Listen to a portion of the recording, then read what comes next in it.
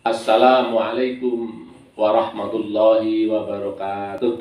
Waalaikumsalam warahmatullahi wabarakatuh. Alhamdulillah,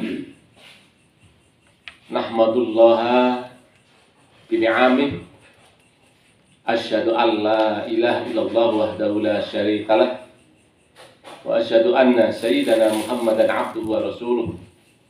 Allahumma sholli ala sayyidina Muhammadin wa ala alihi wa sahbihi ajma'in. Amma ba'du, para bapak, para ibu, saudara-saudara sekalian, jamaah majelis taklim Manahilul Ulum Ad-Diniyah rahimani wa rahimakumullah. Amin. Alhamdulillah, pada malam hari ini Jumat malam Sabtu kita kembali berkumpul di teras kita ini dalam rangka melanjutkan kajian kitab Fathul Mu'in. Mudah-mudahan kajian kita pada malam hari ini diberkahi, diridhoi oleh Allah Subhanahu wa taala. Allahumma amin. Ada satu kitab yang sedang kita diskusikan ini antara saya dengan Pak Nur Rahmat dan Pak Sahuri ini. Judulnya Al-Yaqutun Nafis, karya Asy-Syaikh Al-Allamah Ahmad bin Umar Asy-Syatiri Al-Alawi Al-Husaini, kitab fikih Syafi'iyah yang dicetak pertama pada tahun 1430 Hijriah atau 2009. Ini termasuk kitab mutakhirin, tetapi isinya sangat lengkap, tetapi lebih simpel. Ya, nanti coba kita diskusikan lebih lanjut, apakah kita masih tetap melanjutkan Fathul Mu'in yang sangat dalam tanda kutip bertele-tele, atau kita hijrah ke kitab yang tadi saya sebut, yaitu Al-Yaqutun Nafis. Nah, nanti tergantung, ini nanti rekomendasi oleh Pak Dokter ini sama Pak Sahuri ini dua ketua sekolah ini, ketua kelas ini. Untuk membuka kajian kita pada malam hari ini, mari kita membaca Ummul Quran Ibtihai Mardotillah wa likulli niyatin sholihah. Al-Fatihah. A'udzubillahi minasyaitonirrajim. Bismillahirrahmanirrahim. Alhamdulillahirabbil alamin arrahmanir rahim maliki yaumiddin. Iyyaka na'budu wa iyyaka nasta'in ihdinas siratal mustaqim siratal ladzina an'amta 'alaihim ghairil maghdubi 'alaihim waladdallin. Saya kira itu hanya sebagai pengantar. Selanjutnya kita ikuti kajian dari Ustadz Muhammad Rifki Ridho LCMH. Terima kasih. Wassalamualaikum warahmatullahi wabarakatuh. Waalaikumsalam.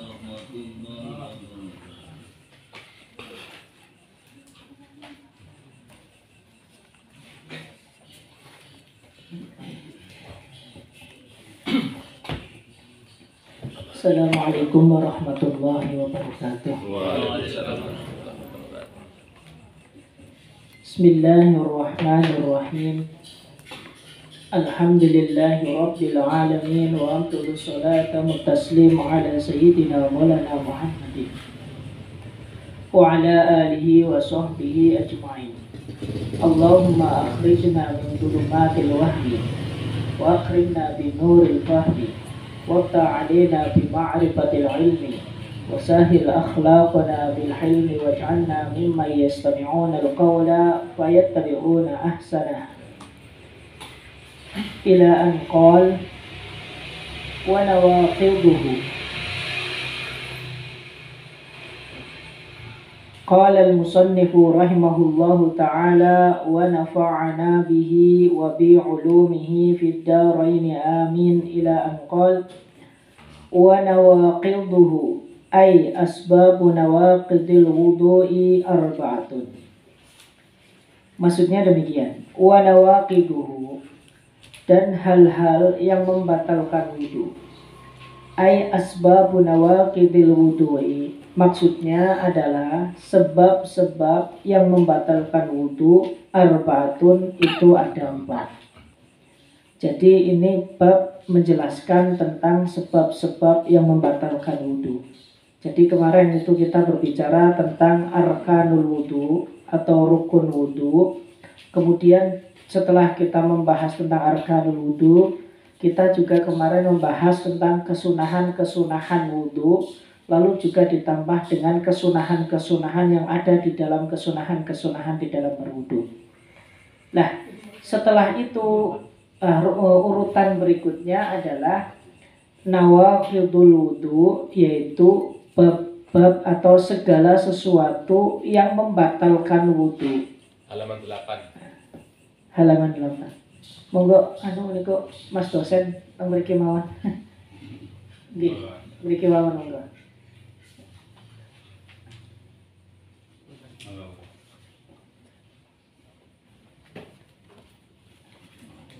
Sampun kepanggih niku nggih. Nun. Ahaduha tayakkunu khuruji syai'in ghairi maniyyihi 'ainan kana aw rihan ratban aw jaban mu'tadan kabaulin aw nadiran kadami basurin aw ghairihi infasala aw la kadudatin akhrajat ra'saha thumma raja'at min ahadi sabilail mutawaddi'il hayyi duburan kana au kubulan. Yang pertama, yang pertama dari hal-hal yang membatalkan wudu adalah tayakkunu khuruji syai'in ghairi maniyyihi. Meyakini keluarnya sesuatu selain sperma orang tersebut. Ainan kana au rihan, baik itu berupa benda ataupun berupa angin. Dalam hal ini adalah BAB TA1 ataupun rihan atau kentutnya. Rotban au jaban, baik itu dalam bentuk basah ataupun dalam bentuk kering. Mu'tadan kabaulin au nadiron kadami basurin au ghairihi, baik itu sesuatu yang keluar secara umum, yang lumrah seperti kencing, atau sesuatu yang jarang keluar dari tubuh manusia, sebagaimana darah wasir, al-ghairihi atau lain sebagainya. Ingfasola aula, baik terlepas dari salah satu dua jalur tersebut atau tidak. Kadudin akhrajat ra'saha thumma raja'at, sebagaimana cacing yang mengeluarkan kepalanya lalu masuk kembali. Min ahadi sabiyail mutawaddi, dari salah satu dari dua jalan. Maksudnya adalah kubul dan dubur, jalan depan dan jalan belakang. Itu orang yang berwudu. Al-hayyi, yang masih dalam keadaan hidup, duburon kana au kubulan, ya, baik itu berupa anus ataupun berupa farji. Jadi hal yang pertama kali membatalkan wudu itu adalah keluarnya sesuatu dari dua jalan, jalan depan dan juga jalan belakang. Baik yang keluar itu adalah sesuatu yang lumrah seperti kencing ataupun BAB, atau sesuatu yang tidak lumrah seperti darah ataupun lain sebagainya. Baik itu dalam bentuk dalam bentuk basah, artinya itu berarti masih bercampur dengan air sebagaimana air kencing ataupun BAB, atau dalam bentuk kering, ya, misalkan tidak berair sama sekali. Ya, ini kan gambaran daripada sesuatu yang basah dan kering, meskipun masuk juga dalam sesuatu yang lumrah ataupun yang tidak lumrah, ya. Ataupun sesuatu yang berupa makhluk hidup, sebagaimana cacing yang ada di dalam tubuh manusia. Dia keluar lewat anus lalu kemudian masuk kembali, maka ini juga membatalkan wudu. Kecuali spermanya manusia, maka ini tidak membatalkan wudu, akan tetapi mewajibkan mandi. Tidak membatalkan wudu tetapi mewajibkan mandi. Tidak mewajibkan orang itu berwudu tetapi mewajibkan orang tersebut mandi besar. Nah, ini adalah hal pertama yang membatalkan wudu. Nah, termasuk adalah baik itu disengaja ataupun tidak disengaja. Jadi keluar dari salah satu di antara dua jalan, disengaja ataupun tidak disengaja, maka ini tetap membatalkan wudhu.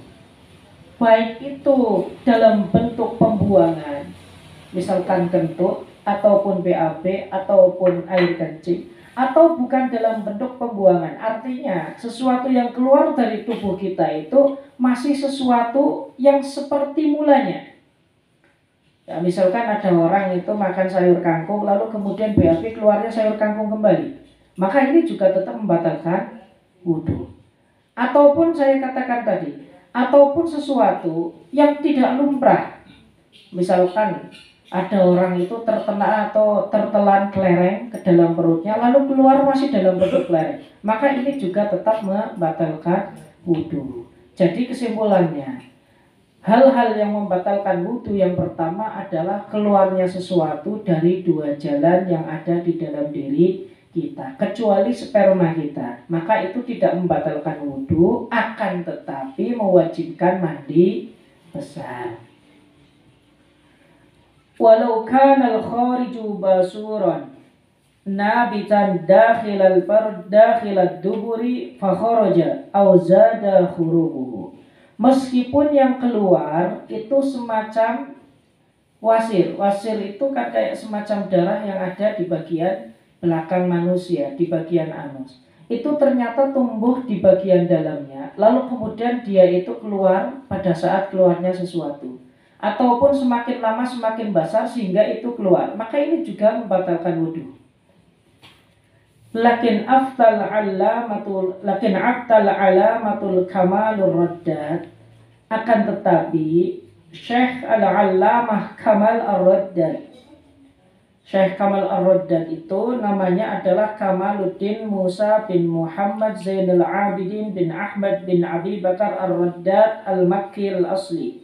Jadi asalnya adalah Mekah, kemudian Al-Yamani Yuz-Zabidi Yuz-Syafi'i, lalu kemudian berdomisili di daerah Yaman. Beliau itu punya kitab Al-Kawkabul Waqqad Syarhul Irsyad, yaitu kitab Al-Kawkabul Waqqad, syarah daripada kitab Al-Irsyad. Al-Irsyad ini nama kitabnya adalah Irsyadul Hawi fi Syarhil Hawi atau fi Masailil Hawi. Itu karangan daripada Imam Ibnu Muqri, kisah salah satu kitab fikih di dalam madhab Syafi'iyah. Beliau berfatwa fi adamin naqdi fi khurujil basuri nafsihi bal bil kharij minhu qaddam. Nah, Syekh Kamal Ar-Raddad memberikan fatwa kalau yang keluar itu semacam wasir atau ambeien atau darah yang berasal dari ya, maka ini tidak membatalkan wudhu. Wa inda Malikin la yantaqidul wudu'u bin nadiri. Menurut Imam Malik, wudhu tidak batal dengan sesuatu yang jarang keluar dari tubuh manusia. Jadi kalau dalam madhab Syafi'i, sesuatu yang keluar dari dua jalan, baik itu kubul, baik itu anus, ataupun itu farji manusia, vagina manusia, kemaluan manusia, maka itu membatalkan wudhu. Baik yang keluar itu adalah sesuatu yang bersifat lumrah, kencing, BAB, ataupun yang tidak bersifat lumrah, maka ini menurut muqtawad madhab Syafi'i itu membatalkan wudhu. Akan tetapi kalau menurut Syekh Kamal Ar-Raddad, kalau yang keluar tersebut itu adalah sesuatu yang ditimbulkan oleh penyakit yang ada di dalam kemaluan atau di dalam anus, seperti basur, maka itu tidak membatalkan wudhu meskipun keluar darah darinya.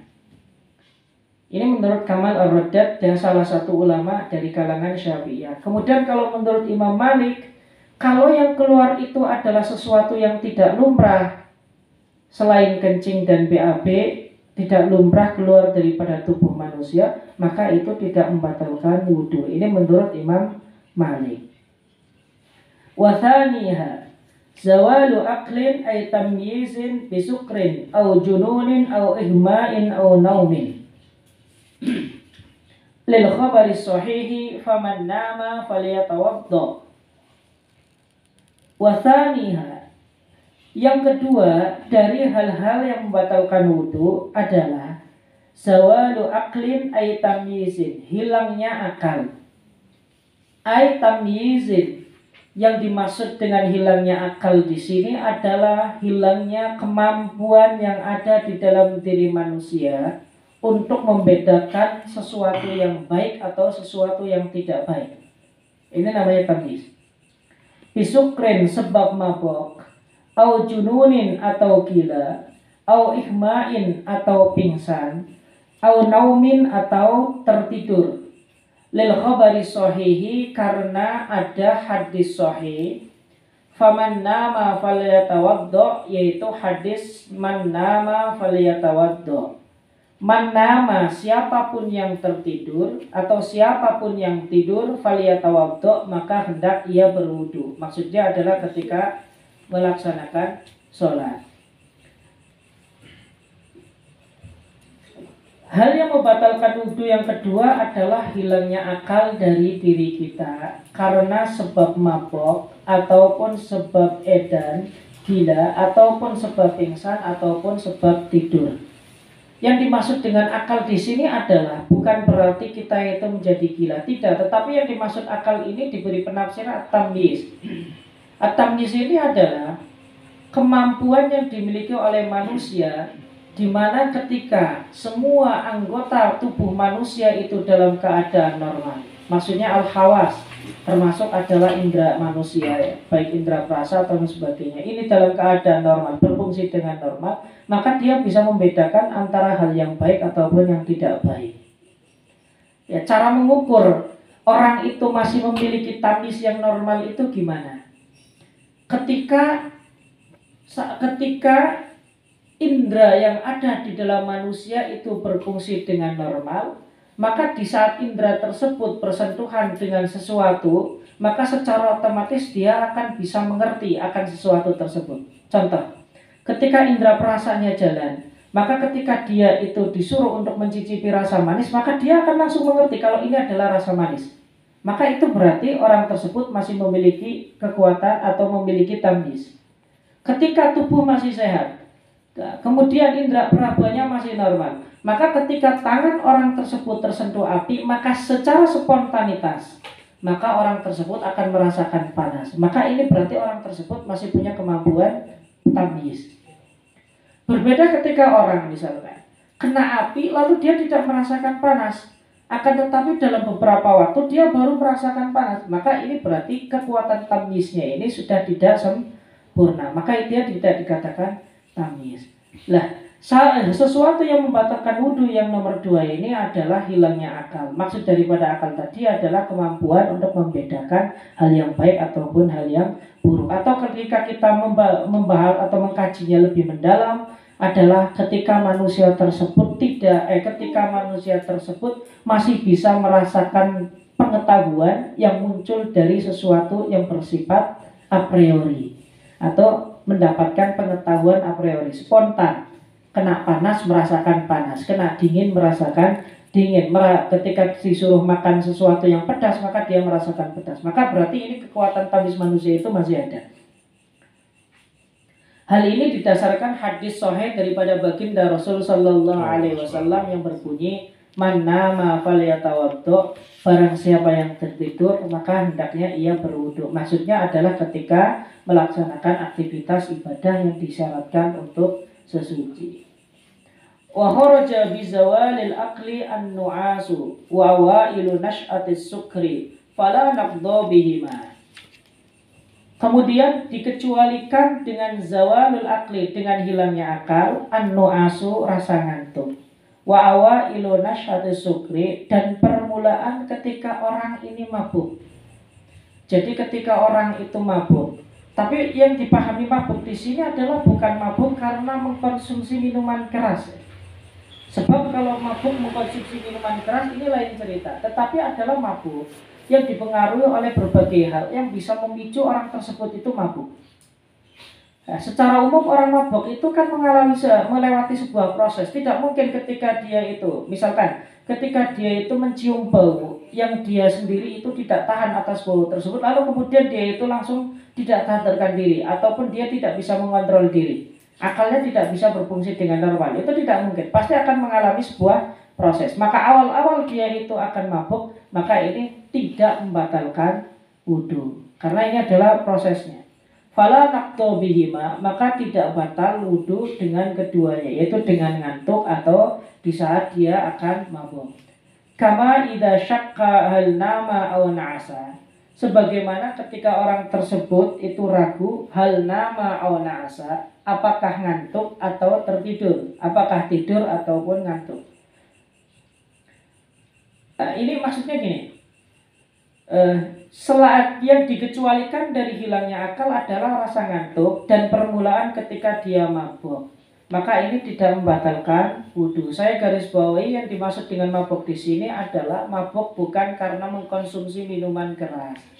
Ya, sebab itu tidak masuk dalam kajian fikih membatalkan wudhu atau tidak membatalkan wudhu. Sebab itu juga secara otomatis sudah membatalkan wudhu. Ya, di antaranya adalah memasukkan barang najis ke dalam tubuh manusia. Sebab kalau dalam fikih itu sesuatu yang memabukkan itu dihukumi najis. Ataupun ketika ada orang ragu apakah dia tertidur atau ngantuk, maka ini tidak batal wudhunya. Jadi ada orang ragu, ketika dia ngerip-ngerip sedikit dia ragu. Ya. Jadi dia ragu, saya ini tadi tertidur atau hanya sekedar ngantuk. Maka ini tidak membatalkan wudhunya. Sebab ketika orang ragu di dalam segala sesuatu, maka hukum keraguan itu dikembalikan kepada hukum asal. Ya, orang ragu batal wudhu itu kan berarti sebelumnya berwudhu. Kemudian kita ragu apakah batal atau tidak batal. Maka keraguan kita selagi tidak ada indikasi, ya, indikasi tertentu, yang mana indikasi tersebut mengarahkan kepada salah satu di antara dua keraguan tersebut, maka kita memakai hukum asal. Hukum asal adalah sebelum kita ragu kita dalam keadaan suci, maka kita tetap dihukumi suci. Ini adalah bentuk penerapan daripada kaidah al-aslu baqa'u makana ala makan. Jadi hukum yang asal itu adalah tetapnya kita dalam keadaan di mana sebelum kita ragu. Ini terjemahan bebasnya. Berbeda demikian, kita belum berwudu, lalu kemudian kita ragu apakah kita batal atau belum batal. Jadi belum berwudu tetapi kita ragu batal wudunya atau tidak batal. Maka ini tetap kita kembalikan kepada hukum asal, yaitu al-aslu adamul wudu. Maka hukum asal kita tidak berwudu. Maka tetap harus wudu ketika kita ingin melaksanakan sholat. Atau demikian, kita berwudu, lalu kemudian kita ragu, kita kentut atau tidak kentut, kita kentut atau belum kentut, kita kentut atau belum kentut. Kita ragu, sedangkan keraguan kita itu tidak ada indikasi yang menguatkan kepada salah satu di antara dua keraguan tersebut. Maka kita memakai hukum asal, yaitu hukum asal kita telah berwudu, lalu kita ragu apakah sudah batal atau tidak batal. Maka kita kembali kepada hukum al-asal. Al-aslu baqa'u makana ala makan. Berarti kita masih dalam keadaan tidak batal wudunya. Ini fikih. Jadi kita ketika mengambil fikih itu ngambil sesuatu yang yakin. Ya, termasuk misalkan ketika kita memakai baju, lalu kemudian kita ragu, saya ini baju ini sudah terkena najis atau tidak. Ketika kita pakai, kita yakin betul kalau baju yang kita pakai itu adalah baju suci dan bersih. Lalu kemudian setelah beberapa jam kita memakai, kita ragu, ini baju terkena najis atau tidak terkena najis. Maka kita ambilnya hukum asal, selagi tidak ada indikasi kuat yang mengarah kepada salah satu di antara keraguan tersebut. Jadi kita ambil hukum al-aslu at-thaharatu. Jadi hukum asal adalah suci. Karena ini adalah bentuk penerapan daripada kaidah al-aslu baqa'u makana ala makan. Wa min alamatin nu'asi sama'u kalamil hadirina wa illam yabhamhu. Kemudian di antara tanda-tanda ngantuk adalah mendengarkan ucapan orang-orang yang ada di sekeliling kita. Wa illam yabhamhu, meskipun orang tersebut tidak memahaminya. Jadi kayak orang berbicara itu masih gereyang. Kita itu masih ingat betul di dalam telinga kita. Akan tetapi kita tidak paham apa yang diucapkan oleh mereka. Maka ini berarti orang tersebut masih dalam keadaan ngantuk. La zawaluhu binaumin au binaumin qa'idin mumakkirin maq'adahu. bukan batal, bukan hilangnya akal yang disebabkan karena tidurnya orang dalam keadaan duduk yang menempelkan pantatnya di tempat duduknya. Maksudnya kalau orang sudah berwudu lalu kemudian dia tertidur atau dia tidur namun dalam keadaan duduk di mana pantatnya itu menepak kepada lantai atau kepada sesuatu yang tidak tergerak atau yang sesuatu yang tidak lembut. Karena kalau sesuatu yang lembut itu punya indikasi kita itu bisa saja bocor. Tetapi kalau lantai itu kan keras, maka ketika diduduki lalu kemudian kita menepakkan pantat kita di atas lantai tersebut, maka kemudian untuk kentut itu sangat jarang terjadi karena tidak ada kesempatan angin tersebut keluar atau tidak ada akses untuk keluarnya angin. Maka ini juga tidak membatalkan wudu. Ai al-yaihi min maqarrihi. Yang dimaksud adalah kedua pantatnya. Ini yang tempat yang pas alas ketika kita duduk itu adalah al-yaihi min maqarrihi, dari tempatnya. Wa in istanada lima lauzala saqata aw ihtaba. Meskipun orang tersebut bersandar kepada sesuatu yang andai kata sesuatu tersebut diambil maka dia akan terjatuh. Misalkan tidur sambil duduk tetapi bersandar pada bambu. Ketika bambu tersebut diambil dia jatuh. Atau pada meja atau pada kursi. Au ihtaba, atau dia itu Ihtaba itu semacam ini. Ihtaba itu semacam ini. Jadi orang Arab itu dulu kalau tidur itu bisa semacam ini atau menggunakan habwah yang dari kain. Kalau kita itu lihat di Masjidil Haram kan banyak orang i'tikaf biasanya menggunakan kain selendang yang di sini. Kalau ihtaba itu semacam ini atau tidurnya semacam ini. Jadi namanya ihtiba. Nah, kalau selendang yang di sini kemudian diikat ke sini ini namanya habwah. Jadi orang-orang dahulu itu kalau i'tikaf di masjid itu kenapa kuat lama nggak bersandar di tembok karena posisinya semacam ini. Jadi ini sedikit membantu. Atau dengan habwah yang diikat ke sini. Habwah itu ya selendang diikat ke sini. Itu enak sekali buat murojaah untuk baca Al-Qur'an itu 3 jam 4 jam itu tidak pegal punggungnya sama sekali. Ini tradisi-tradisi orang zaman dulu itu semacam ini. Atau menggunakan habwah semacam itu. Maka itu juga tidak membatalkan wudu dengan catatan tadi tidur sambil duduk lalu pantatnya itu ditaruh di atas lantai dalam keadaan tertekan atau sesuatu yang keras lah. Yang penting sesuatu yang keras, bukan seperti jok, tidak seperti spring bed ataupun busa yang lainnya. Maka ini beda cerita. Walaysa baina maq'adihi wa maqarrihi tajabin.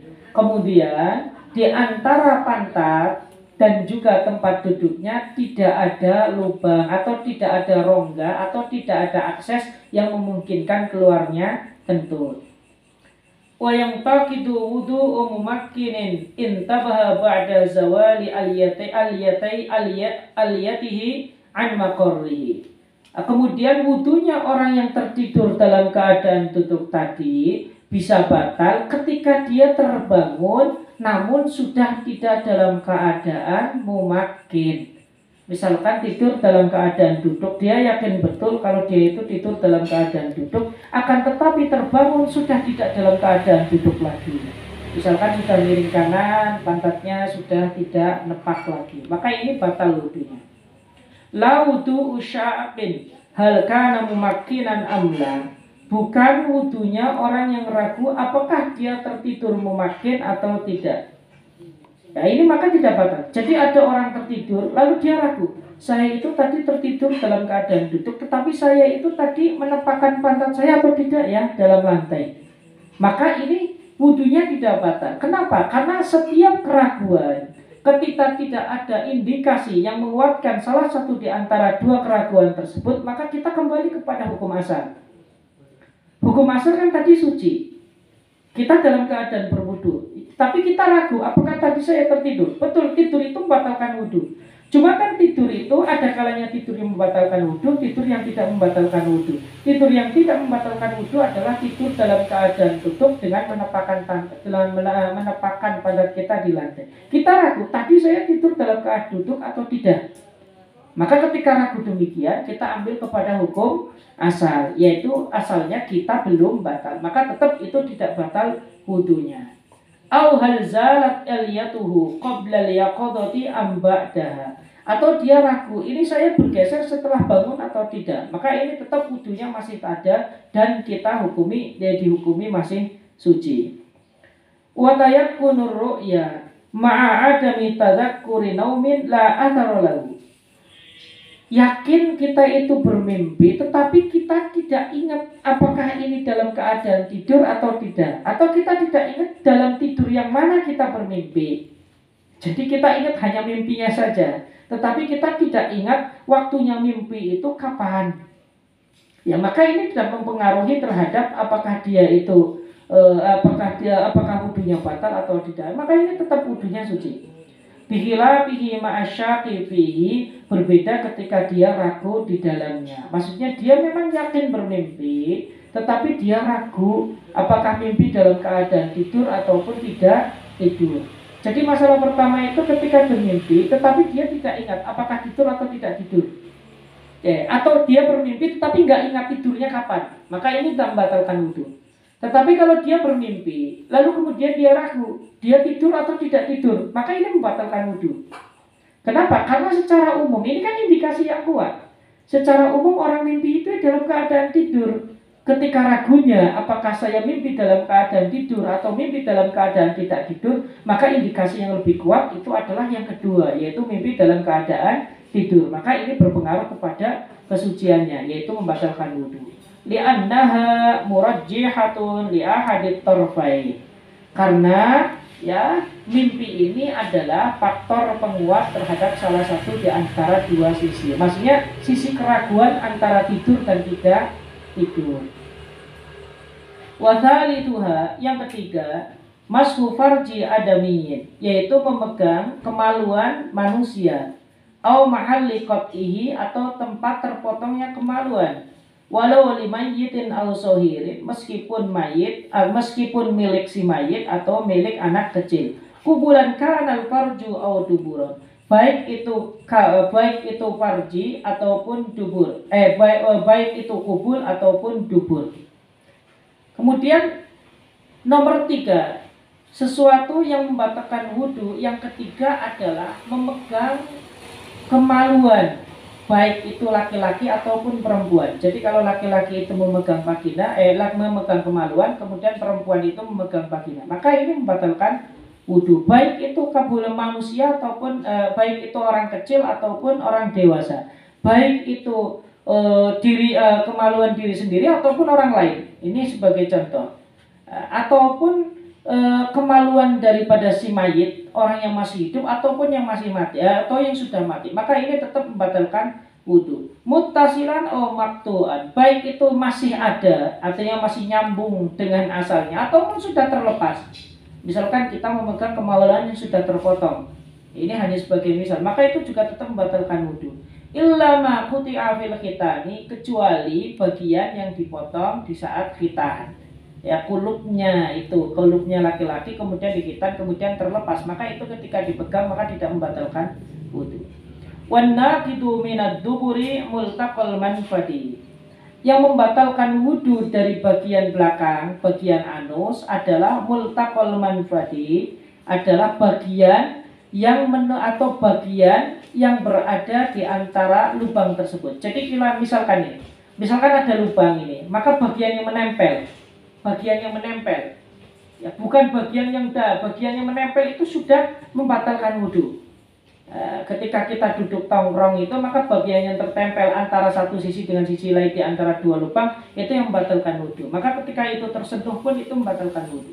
Wa min qubulil mar'ati, yani multaqa syukraiha alal manfadi. Kemudian kalau dari vagina yang wanita itu adalah dua biji yang tertempel ketika dia duduk dalam keadaan tongkrong. Jadi ketika wanita itu duduk dalam qadaul hajat, kan biasanya dia duduk tongkrong, ya duduk di antara dua kakinya. Nah, maka ini bagian yang membatalkan wudu ketika tersentuh itulah adalah bagian ketika bersentuhan di saat ia itu nongkrong, bukan bagian luarnya. Ya, kalau bagian luarnya itu tidak membatalkan wudu.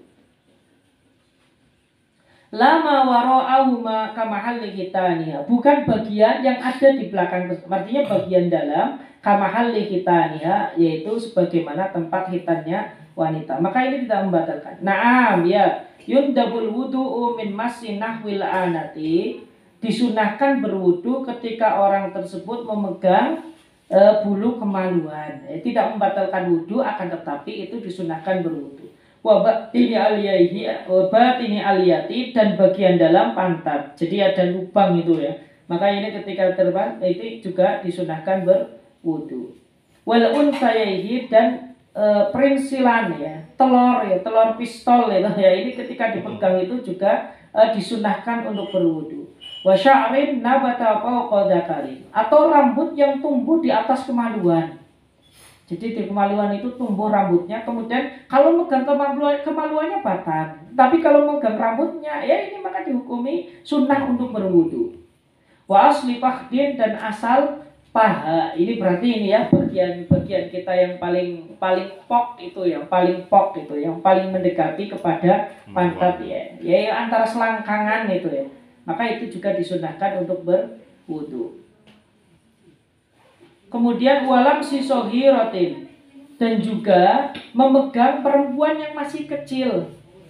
Ya, sohiroh. Perempuan yang masih kecil, ketika kita berwudu lalu memegang perempuan yang masih kecil, maka itu tidak membatalkan wudu. Nah sekarang menjadi pertanyaan, batas perempuan itu dikatakan kecil itu gimana? Kalau menurut standar Syafi'i itu adalah ketika perempuan tersebut itu ya tidak menimbulkan nafsu ketika kita melihatnya. Jadi ketika kita mandang tidak ada nafsu sama sekali, maka itu dikatakan kecil. Kalau menurut Imam Ghazali itu ya kalau sudah melewati, kalau di bawah 7 tahun maka itu dikatakan kecil. Tetapi kalau sudah di atas 7 tahun maka itu dikatakan besar. Ini kalau menurut Imam Ghazali lebih kepada usia. Tetapi secara umum yang dimaksud dengan wanita yang masih kecil adalah wanita yang tidak menjadikan ketertarikan laki-laki tersebut tidak muncul ya, syahwatnya itu tidak ada. Jadi menganggap itu seperti biasa. Maka itu dianggap wanita yang masih kecil. Wa amrod, dan laki-laki amrod ya. Amrod itu maksudnya laki-laki tetapi fisiknya itu seperti wanita. Ini dikatakan amrod ya. Wa abros, dan orang yang abros itu sunnah, karena abros itu adalah penyakit yang ada di manusia. Ketika biasanya penyakitnya ini ya, kayak kulitnya itu seolah-olah kayak terkelupas gitu ya. Tetapi pada hakikatnya penyakit abros ini lama-kelamaan itu menjadikan kulit orang tersebut itu rontok. Entah apa namanya kalau dalam dunia medis. Eksim. Apa? Eksim. Ya mungkin itu ya. Ini yang jelas semacam itu abros. Kemudian wa yahudiyin, dan juga termasuk bersentuhan dengan orang Yahudi, berjabat tangan dengan orang Yahudi. Kenapa demikian? Karena umumnya ya orang-orang selain daripada orang Islam itu kan makannya saja itu kan tidak bisa dibedakan mana yang najis mana yang tidak najis. Termasuk mereka itu mengkonsumsi sesuatu yang memang itu dianggap najis oleh agama Islam. Di antaranya adalah daging babi, ini kan najis. Nah maka ketika kita itu bersentuhan dengan orang Yahudi atau orang Nasrani yang mengkonsumsi makanan yang najis macam itu, maka kita itu disunahkan untuk berwudu. Hukumnya tetap disunahkan. Wa min nahwi fastin, ataupun sebab karena kita itu fasid itu bekam tapi daerah kepala ya, ini namanya fasid. Kalau hijam itu di ini, kalau fasid itu di sini, fasdun itu di sini. Kalau hijam itu di seluruh tubuh. Kemudian wanadharin bisyahwatin walau ila mahramin, dan juga disunahkan berwudu ketika kita memandang dengan syahwat meskipun kepada mahram. Maka ini juga tetap ini wa talaffudin bi maksiatin, atau mengucapkan sesuatu yang dianggap sebagai maksiat atau mengucapkan sesuatu yang kotor ya, maka ini juga disunahkan untuk berwudu. Wa hadobin, dan juga karena marah maka disunahkan untuk berwudu. Wa hamli maitin wa masihi, dan juga karena kita membawa mayit atau menyentuh mayit. Tentunya adalah mayit laki-laki ya. Mayit laki-laki. Maka kita disunahkan berwudu. Wa qasidu furin wa syaribin, dan juga setelah memotong kuku dan memotong kumis, maka kita disunahkan berwudu. Wa halqi ra'sihi, dan memotong rambut kepalanya, maka disunahkan berwudu. Maksud disunahkan berwudu ini kayak gini, ketika kita berwudu lalu kita potong kuku, ketika kita berwudu lalu kita potong rambut, maka disunahkan kita berwudu kembali. Akan tetapi tidak wajib, hanya bersifat sunnah. Wa kharaja bi adamiyyin farjul bahimati idla yushtaha. Dikecualikan dengan farji manusia adalah atau kemaluan manusia adalah kemaluan hewan idla yushtaha, sebab itu tidak ada ketertarikan jenis, maka ini tidak membatalkan wudhu. Wa min thamma jazan nadru ilaihi, maka dari situ diperbolehkan melihat kepada farjinya binatang. Bibat nikafin liqauli sallallahu alaihi wasallam man massa farjahu falyatawadda, ya. Dengan telapak tangan bagian dalam, ya. Maksudnya gini, membatalkan wudhu karena menyentuh, ya, jalan depan atau jalan belakang, baik itu maksudnya menyentuh farji, yaitu kemaluan atau vagina ataupun anus, ini dengan telapak tangan bagian dalam, bukan bagian luarnya ini. Ya, ini nggak membatalkan wudhu, tetapi telapak tangan bagian dalam. Ini yang membatalkan wudhu. Ini karena memang perintah baginda Rasul sallallahu alaihi wasallam, man massa farjahu ay man massa dzakaran falyatawaddo. Barang siapa yang menyentuh farjinya atau menyentuh zakarnya, maka hendaknya berwudu.